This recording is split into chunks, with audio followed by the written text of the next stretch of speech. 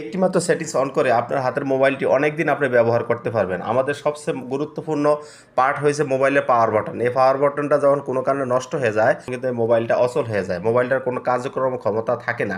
তো সেই ক্ষেত্রে এই পাওয়ার বাটনটা আমরা কীভাবে সেভ করতে পারি সেটি আমি আজকে দেখাবো। তাহলে ভিডিওটা দেখার পূর্বে আমি আপনাদের কাছে একটা রিকোয়েস্ট থাকবে, যারা আমার ইউটিউব চ্যানেল নতুন তারা অবশ্যই চ্যানেলটা সাবস্ক্রাইব করবেন, যারা ফেসবুক পেজে নতুন আছেন তারা ফলো দিয়ে রাখবেন। তাহলে আমরা মোবাইল স্ক্রিনটা শেয়ার করতেছি। তাহলে প্রথমে আমরা চলে যাব সেটিংসে, মোবাইল যে একটা সেটিংস অপশন, সেটিংসে চলে যাওয়ার পরে এখানে আমরা লিখব রাইজ টু ওয়ার্ক। এই কথাটা লেখার পরে এখানে যে অপশনটা আসছে রাইজ টু ওয়ার্ক, এই কথা এখানে আসবো। আসার পরে দেখেন রাইজ টু ওয়ার্ক এখানে আমার এটা অন অফ করা আছে, আপনাদের কিন্তু এবার অফ করা থাকবে। তারপরে আপনি এটাকে অন করে নেবেন। অন করে নেওয়ার পরে আপনার কিন্তু খুব সহজেই চমৎকার সেটিংসটা আপনার অলরেডি চালু হয়ে গেছে। সেক্ষেত্রে আপনি কী করবেন, যখন আপনার মোবাইলটা হাত থেকে রাখবেন, রাখার পরে মোবাইলের স্ক্রিনটা অফ হয়ে যাবে।